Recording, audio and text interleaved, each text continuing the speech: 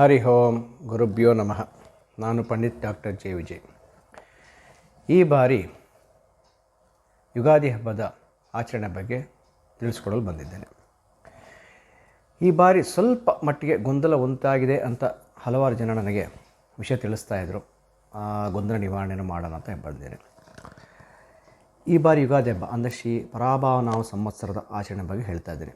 ಈ ಬಾರಿ ಮಾರ್ಚ್ 19ನೇ ತಾರೀಕು ನಾವು ಯುಗಾದಿ ಹಬ್ಬದ ಆಚರಣೆಯನ್ನು ಮಾಡಬೇಕು.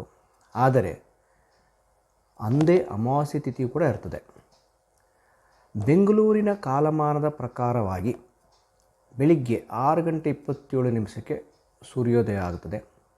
ಆದರೆ 6:27 ಸೂರ್ಯೋದಯಕ್ಕೆ ಸಮಯಕ್ಕೆ ಸರಿಯಾಗಿ ನಮಗೆ ಅಮಾವಾಸ್ಯೆ ತಿಥಿಯು ಇನ್ನೂ ಇರುತ್ತದೆ.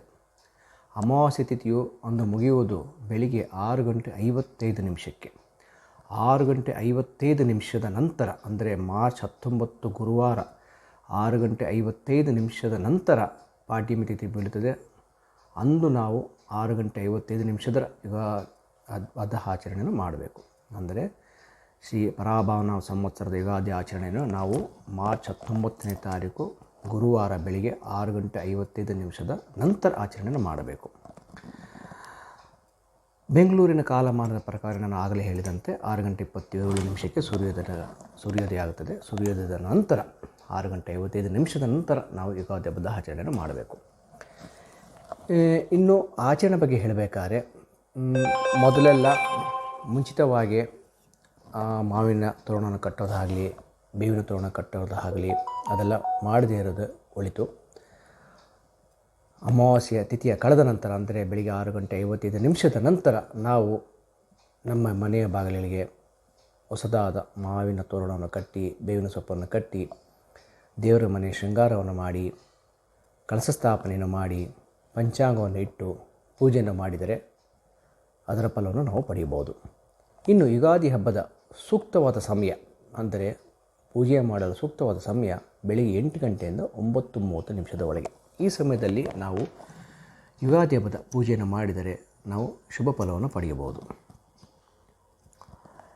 ಇನ್ನು ಯುಗಾದಿ ಹಬ್ಬದ ದಿನದಂದು ರಾಹುಕಾಲವು ನಮಗೆ ಮಧ್ಯಾಹ್ನ 2 ಗಂಟೆಯಿಂದ ಮಧ್ಯಾಹ್ನ 3:30 ಇರ್ತದೆ.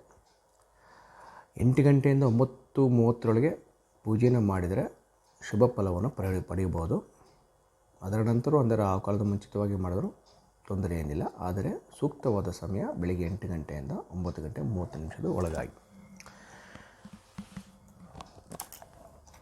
ಇನ್ನು ವರ್ಷ ಭವಿಷ್ಯದ ಬಗ್ಗೆ ಹೇಳಬೇಕಾದರೆ ಸಾಮಾನ್ಯವಾಗಿ ಎಲ್ಲರೂ ಯುಗಾದಿ ಹಬ್ಬದ ಆಗ್ತಾ ಇದ್ದಂಗೆ ಈ ವರ್ಷ ನಮಗೆ ಹೇಗಿರುತ್ತೆ ಅಂತ ಕೇಳ್ತಾರೆ.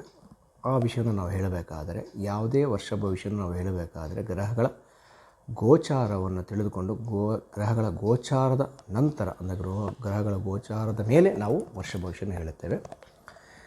ನಮಗೆ ಅತ್ಯಂತವಾಗಿ ನಿಧಾನವಾಗಿ ಗೋಚಾರದಲ್ಲಿರುವಂಥ ಗ್ರಹಗಳು ಅಂತ ಹೇಳಿದರೆ ಗುರುಗ್ರಹ ಮತ್ತು ಶನಿಗ್ರಹ.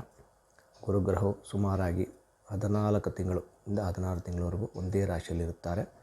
ಶನಿಗ್ರಹವು 2.5 ವರ್ಷಗಳ ಕಾಲ ಒಂದೇ ಗ್ರಹದಲ್ಲಿರ್ತಾರೆ. ಇನ್ನು ಬುಧ ಆದರೆ 45 ದಿವಸಗಳು, ಶುಕ್ರ ಆದರೆ 60 ದಿವಸಗಳು. ಅದನ್ನು ಸಾಮಾನ್ಯವಾಗಿ ಅಷ್ಟಾಗಿ ಪರಿಗಣನೆಗೆ ತೆಗೆದುಕೊಳ್ಳುವುದಿಲ್ಲ. ಸಾಮಾನ್ಯವಾಗಿ ಹೆಚ್ಚಾಗಿ ನಾವು ಪರಿಗಣನೆಗೆ ತೆಗೆದುಕೊಂಡು ವರ್ಷ ಭವಿಷ್ಯವನ್ನು ತಿಳಿಸಬೇಕಾದರೆ ಗುರುಗ್ರಹ ಮತ್ತು ಶನಿಗ್ರಹದ ಗೋಚಾರವನ್ನು ತಿಳಿದುಕೊಂಡು ನಾವು ವರ್ಷ ಭವಿಷ್ಯವನ್ನು ಹೇಳುತ್ತೇವೆ. ಈ ವರ್ಷದಲ್ಲಿ ಜೂನ್ 1 ಅಂದು ಗುರುಗ್ರಹವು ಕರ್ಕಾಟ ರಾಶಿಯನ್ನು ಪ್ರವೇಶ ಮಾಡುತ್ತಾರೆ. ನಂತರ ಅಕ್ಟೋಬರ್ 31 ಸಿಂಹರಾಶಿಯನ್ನು ಪ್ರವೇಶ ಮಾಡುತ್ತಾರೆ. ನಂತರ ಜನವರಿ 24 ವಕ್ರಿಯಾಗಿ ಮತ್ತೆ ಕರ್ಕಾಟಕ ರಾಶಿಯನ್ನು ಪ್ರವೇಶ ಮಾಡುತ್ತಾರೆ. ಜೂನ್ 1 ಕರ್ಕಾಟಕ ರಾಶಿಯನ್ನು ಪ್ರವೇಶ ಮಾಡಿದ ನಂತರ ಗುರುಗ್ರಹದಿಂದಾಗಿ ಬೇರೆ ರಾಶಿಗಳಿಗೆ ಆಗುವಂತಹ ಶುಭ ಫಲಗಳು ಅಥವಾ ಅಶುಭ ಫಲಗಳನ್ನು ನಾವು ತಿಳಿದುಕೊಂಡು ನಂತರ ಅದರ ಬಗ್ಗೆ ನಾನು ವಿಚಾರವನ್ನು ತಿಳಿಸುತ್ತೇನೆ. ಆ ಫಲಗಳನ್ನು ತಿಳ್ಕೊಳ್ಬೇಕಾದ್ರೆ ಆ ವ್ಯಕ್ತಿಯ ದಶಾಭುಕ್ತಿಯನ್ನು ತಿಳಿದುಕೊಂಡು, ಗುರುವಿನ ಗೋಚಾರದ ಫಲವನ್ನು ತಿಳಿದುಕೊಂಡು, ಎರಡರನ್ನೂ ತಿಳಿದುಕೊಂಡು ನಾವು ಅದರ ಬಗ್ಗೆ ನಾವು ಮಾತನಾಡಬೇಕಾಗುತ್ತದೆ. ನಾನು ಜೂನ್ 1 ಮುಂಚಿತವಾಗಿ ನಾನು ಗುರುಗ್ರಹದ ಬದಲಾವಣೆಯಾದ ನಂತರ ಆಗುವ ಫಲಗಳನ್ನು ನಾನು ತಿಳಿಸುತ್ತೇನೆ. ಇನ್ನು ಶನಿಗ್ರಹವು ಈ ವರ್ಷದ ಪೂರ್ತಿಯಾಗಿ ಮೀನರಾಶಿಯಲ್ಲೇ ಇರುತ್ತಾರೆ. ಇದರಿಂದಾಗಿ ನಾನು ಮುಂಚಿನ ವಿಡಿಯೋದಲ್ಲಿ ತಿಳಿಸಿದಂತೆ ಮೀನರಾಶಿಯವರಿಗೆ, ಮೇಷರಾಶಿಯವರಿಗೆ ಸಾಡೆ ಸಾತಿ ಹಾಗೇ ಇರ್ತದೆ. ಕುಂಭರಾಶಿಯವರಿಗೆ ಸಹ, ಸಿಂಹರಾಶಿಯವರಿಗೆ ಅಷ್ಟಮ ಶನಿ ಇರ್ತದೆ. ವೃಶ್ಚಿಕ ರಾಶಿಯವರಿಗೆ ಪಂಚಮ ಶನಿ ಇರ್ತದೆ. ಈ ವರ್ಷದ ಪೂರ್ತಿಯಾಗಿ ಶನಿ ಗ್ರಹವು ಮೀನರಾಶಿಯಲ್ಲೇ ಇರೋದರಿಂದ ಈ ಗ್ರಹಗಳ ಶನಿ ಗ್ರಹದಿಂದ ಆಗುವಂಥ ಗೋಚಾರದ ಫಲ ಹಾಗೆ ಇರ್ತದೆ. ಇನ್ನು ಪರಾಭವನಾಮ ಸಂವತ್ಸರದ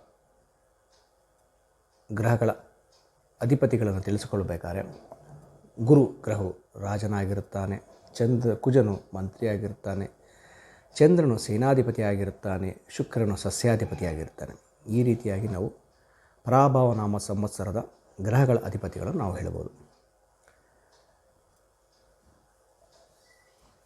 ಎಲ್ಲರಿಗೂ ಪರಾಭವನಾಮ ಸಂವತ್ಸರವು ಶುಭವಾಗಲಿ.